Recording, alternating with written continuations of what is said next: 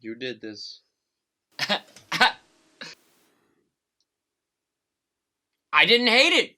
Don't get me wrong, it's still bad. I'm not defending it, but it's not as bad as people were making it out to be. This is not the disaster that was foretold. This isn't the worst movie of the decade. It's not even the worst movie of the year.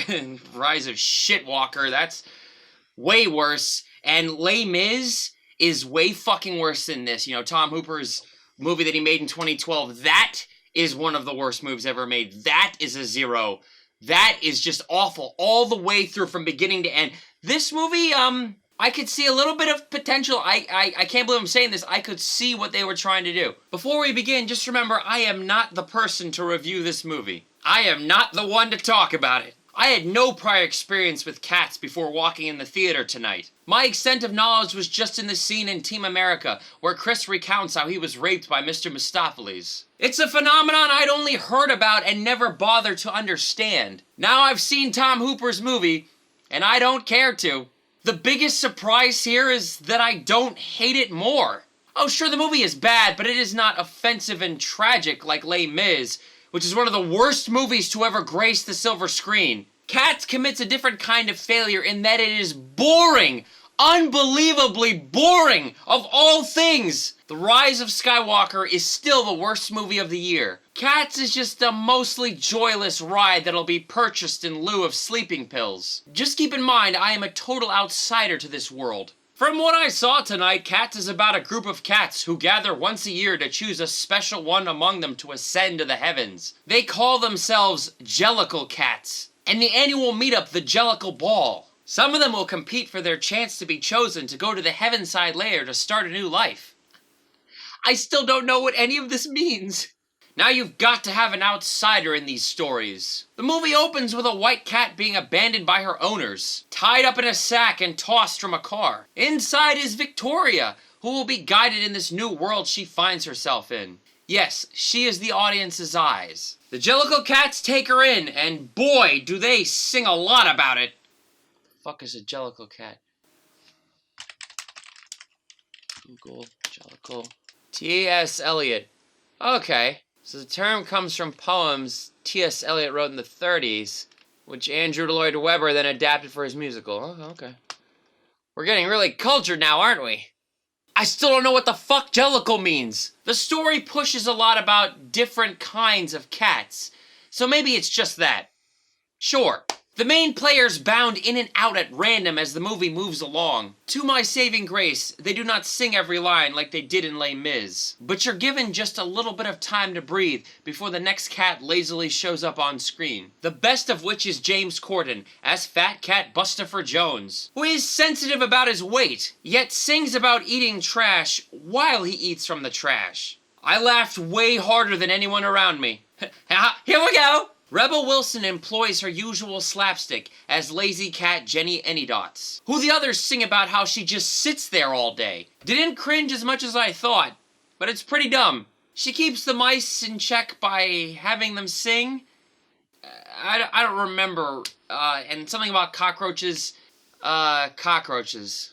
Jason Derulo is in this movie as Rum Tum Tugger, and his dance scene is really where the movie strongly bores. I started to zone out and lose track of where I was and what I was doing. The movie isn't shot so well, but here the extended dance number is dimly lit. Shit, like my reviews. And the random edits cut on the basic action and movement. You can tell they shot a lot of bad coverage. The camera work isn't as awful as Les Mis, but it's again these weird shots that are so bland and uninteresting, and why would you shoot dancers and singers this way? It's just this really weird camera movement, and the editing is so random. It just cuts out, again, it's just like you just picked random spots to cut to the next coverage shot, and so you get kind of disjointed, and you get some of the same movements in the background. It's really weird. I'm really just puzzled by this movie. And it leads to Ian McKellen's Gus, short for asparagus. A theater cat performing to be chosen. I almost passed out. It was that fucking boring. The little kids who were in my theater, and were actually mostly quiet, began to cry loudly during this scene.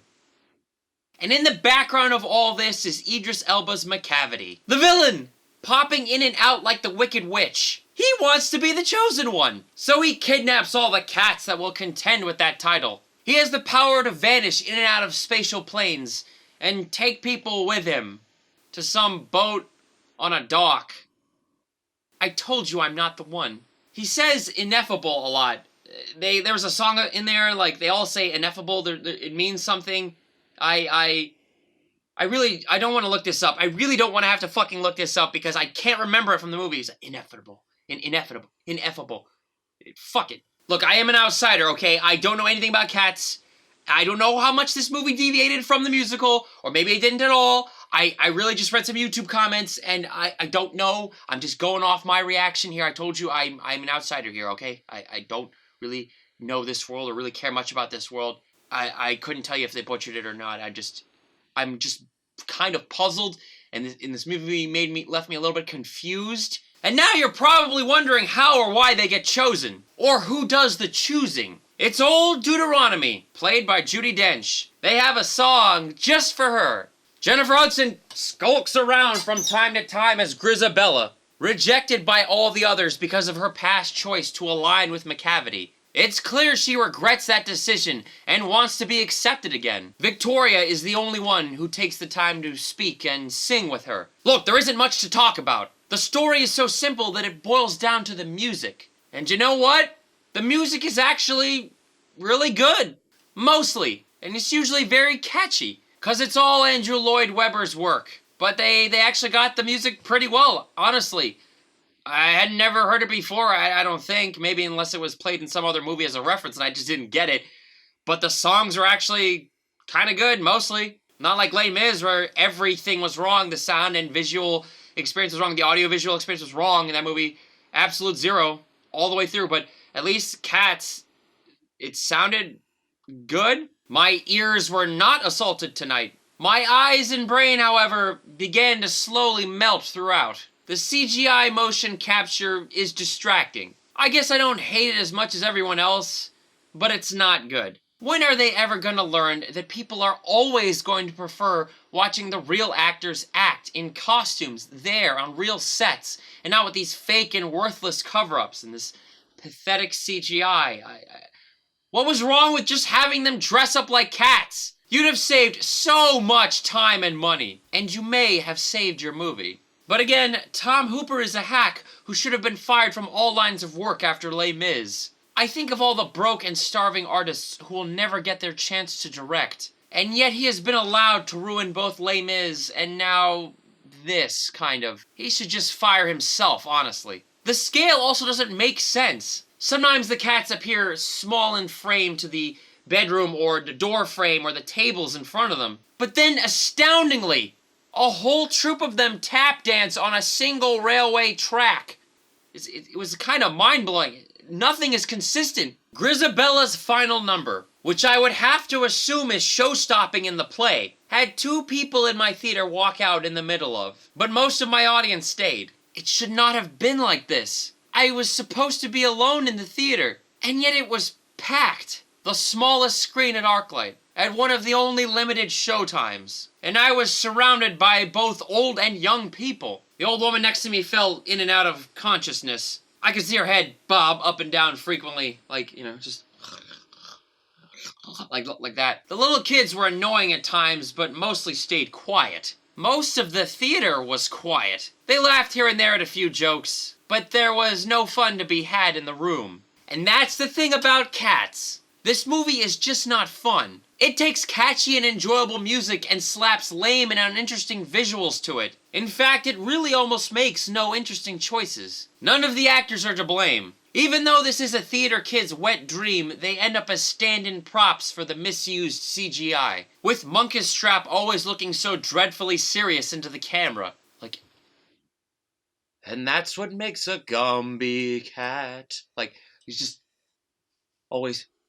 Also, there was just so many weird puns, like, do these cats, do they understand humans? Do they understand the idea of a pun, or is this just the writers doing that? Is that how it was in the musical? Like, cat got your tongue, and there was a couple more, and there was like a couple like hisses, just randomly.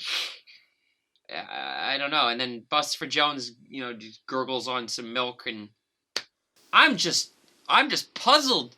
Francesca or Francesca? How do you pronounce her name? And poor Francesca Hayward, who the credits write introducing Francesca Hayward for her big screen debut. She's a principal ballerina in the Royal Ballet in London. Now she is Victoria, the white cat. She can sing, but the movie has relegated her to looking with wonder and turning her head this way and that, like whichever direction Tom Hooper was telling her to look. So she's just constantly... That's what all these cats are just like, looking this way, and then, oh, here we go, and then they look at that one, and they look at that stage performer, and then, camera striking this way, and so look that way, and there's probably like hanging a tennis ball, and they're just like, look over here, and normally that'd be fine, but because the editing isn't so hot, and because you can tell that there's coverage, you get a lot of these repeat shots where it's like, they're looking this way, and then in the next cut, you see that other cut, and they're looking in the wrong direction, kind of, almost, but not to say that they should be looking directly on the camera, but it's kind of disjointed. You just get a lot of heads kind of slightly turning, so like here to here or here. You know what I mean? I don't know. You have to see it. Maybe you shouldn't see it, but it's not that bad. But it's not good. She grew up watching the stage play of Cats and always imagined herself as Victoria. Not in the way Hooper has done, I bet. Cats is not the worst movie to come out. It's pretty bad and dull, but I have seen so much worse, even in just this year. The camera is so bland and the lighting is so weak that it passes through your head and you'll forget it in a week. Oh, that rhymed. Again, I was not the person to review this film. I just left with so many questions. Like, where does Jennifer Hudson float off to? What is this whole idea of getting another life? Why are you not happy with your current life? Why don't you just fucking leave that street in London? Like, cats have 9 lives, so maybe they just want to go to the next one if they're miserable? Is that an actual hot air balloon she's on at the end? Or are they just imagining it? Or is Mr. Mistopheles that good of a magician that he can just, you know? Is this ceremony a ritual suicide? Like, is it rebirth in the sense that you go willingly to die from falling from the sky? And hope reincarnation is real? And that you come back as a cat? Another cat? How come McCavity and Mr. Mistopheles are the only ones who can make magic? Really, why do they all stay on that street in London? Because this is based on a play, a musical?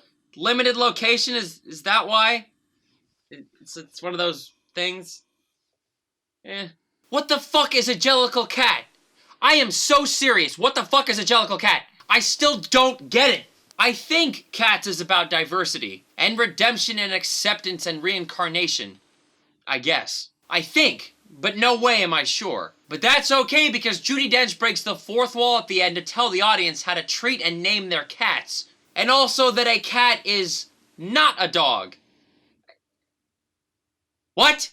But yeah, I'm really gonna, I'm not defending this movie, but I'm gonna say they're wrong to say it's that bad. Honestly, fuck y'all for defending Les Mis. You did this. You defended Les Mis, and now this movie came out. Les Mis is objectively worse. That is one of the worst movies ever made. Call that the worst film of the decade, or one of the worst films of the decade, or one of the worst fucking movies in the whole history of cinema. This movie, at least I could see what they were trying to do. And the music was good, mostly, and so my ears were okay. It's just... again, the bland and uninteresting visuals. The movie is fucking boring of all things. That's its problem. You had the cast to do it. They could sing. I could kind of see decent dancing. It's just, again, the weird CGI was distracting. The lighting was not very good. It's kind of dim. And the camera work is so uninteresting, bland. Like, you have the opportunity to shoot this famous musical and you just pick such very... easy camera shots and weird camera shots, safe camera shots, and then you edit it in a way because it was shot with so much coverage that it just kind of disjointed at times, and you're just not that riveted watching it, and you should be. And I don't hate this movie, I really don't, I just dislike it. Not recommending it, I'm just saying, pick your battles, people. This is not the worst movie, even this year, this really isn't. I could name a few more movies that are worse than this, and Les Mis is way, way worse than this. This movie's bad, but I've seen bad before. I can move on from this, not want to kill myself. This is all in a day's work as a movie reviewer. Cats. Yes. Cat's name is important. I got 3. So you'll now be Zara. Zarathustra. Zarathustra. You did this, Zara. You did this. I liked Mr. Mistopheles, the actor that played him. He was good. I thought that, him and Victoria, I thought that was a cute little thing. It kind of worked for me, sort of. It's funny, after Les Mis was so fucking awful, I remember, however many years ago when it was announced that Tom Hooper would be doing Cats. You can ask anybody that knows me, I said, that'll probably be a 0. And it's just funny that it's out now and everybody thinks it's a 0, but it really is not that bad. I mean, again, it's a bad movie, guys, but it's the kind of bad that's just mostly boring, kind of forgettable. Everybody's just pissed off at that CGI, which they're fine. They're right to be pissed off at. But again, where were you people with Les Mis? I mean, I know most people hate that movie, and thank God, sane human beings can't sit through that shit. But Cats is not as bad as Les Mis. I don't hate myself for seeing this. I did it at a request of a friend. I hope you're happy, Sierra. Seriously. But I didn't hate it as much as I thought I would. Maybe that's the way to do it, guys. You gotta walk in expecting everything is a disaster, and then you end up liking the movies so much more. Well, I got more bad news for you, Mr. Navorsky. Cats has closed. Oh, okay.